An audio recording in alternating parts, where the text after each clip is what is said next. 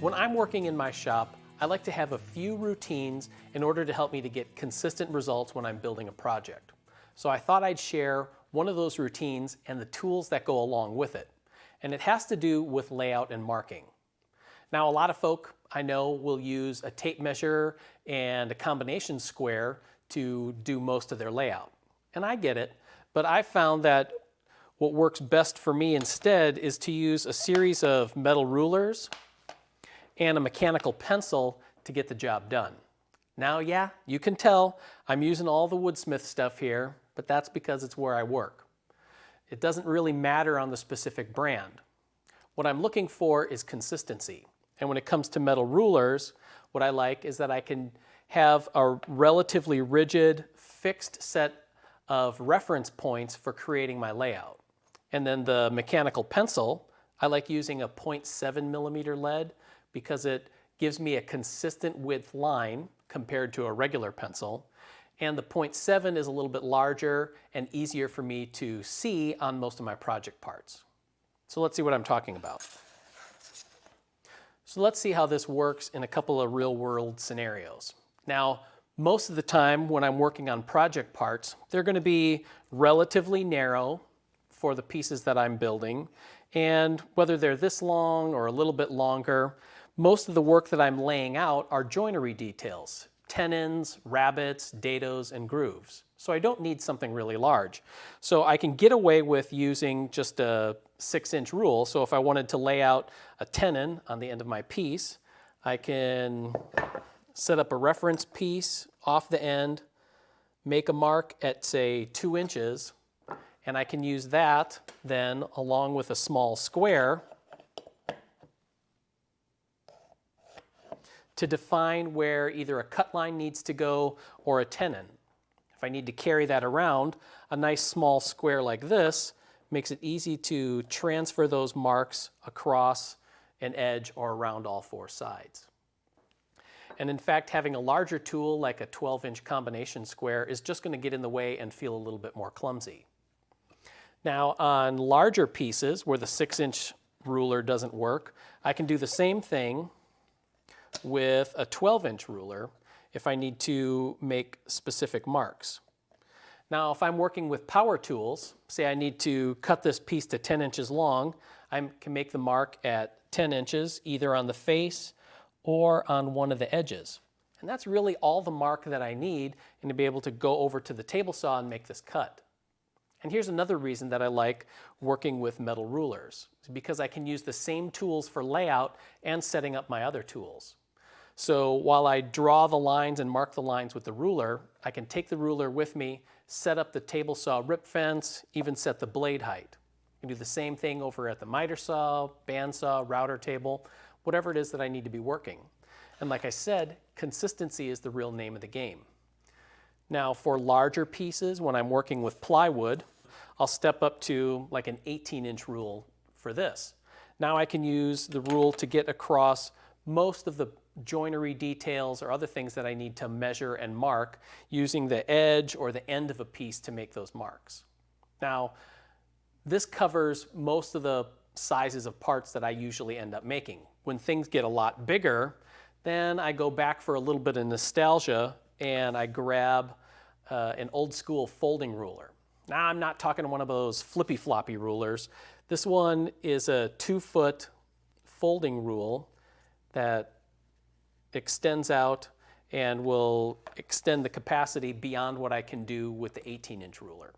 Now, again, I like this over a tape measure because I can leave the ruler sitting on edge or flat, and it's not as flexible and it's easier to reference from than I feel a tape measure is.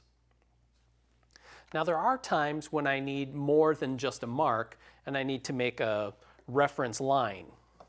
Now, you've already seen me use this small 3-inch square, but for a lot of the other layout that I'll do, I have a 6-inch adjustable called a double square. So it has a right angle on each face rather than having a 45. Because frankly, I don't often use and need to mark 45-degree miters. What's nice about this is that I can set a given projection on the ruler to be able to mark off the end or the edge of a piece and can actually use it to lay out a straight line by holding the square against the edge of the workpiece and my pencil against the ruler. But what sometimes happens and is really nice is to be able to have multiple tools set for the same kind of task. For that, I made what's called a pencil gauge. We showed this in Shop Notes magazine a few years ago.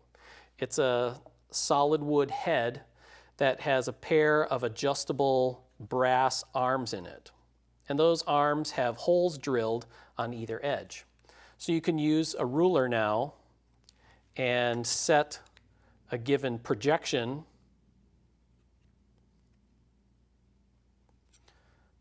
on there, and then the hole is for a mechanical pencil so that I can slide the pencil gauge along my workpiece and use the pencil to draw a consistent line.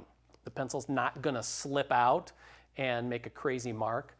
And I can use this to lay out joinery details like for a rabbet, or maybe for marking for screw holes to be able to attach one piece of plywood to another. Now the back side of this pencil gauge is curved so that I'm working with shaped or profiled edges. I can use that to reference off of it, much like you would use a compass to scribe. When things get a little bit larger, I have a larger marking gauge or a pencil gauge for it. Now again, this was another Shop Notes project, and it is made and centers around a piece of T-track. And if you've built a couple of jigs, you might have a little length of T-track left over. On one end, there's a holder for a pencil, and sliding in the T-track is an adjustable fence. So what I can do is slip a pencil into the end, use one of my rulers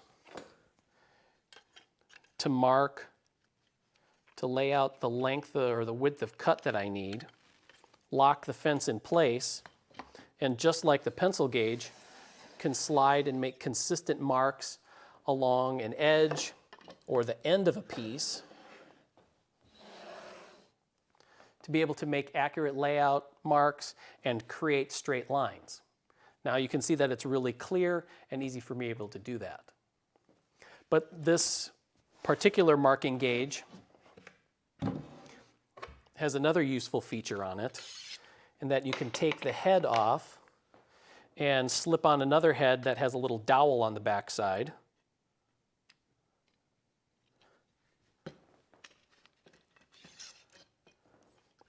And that dowel will now turn this into a big beam compass. So I can fit that dowel into a hole drilled on my workpiece, and now lay out circles and arcs on just about any size. It all depends on how long your piece of T-track is. Creating accurate layout marks and lines is the foundation for making good projects and having them turn out right. With just a few simple tools and the right kind of pencil, you can get the job done quickly and easily.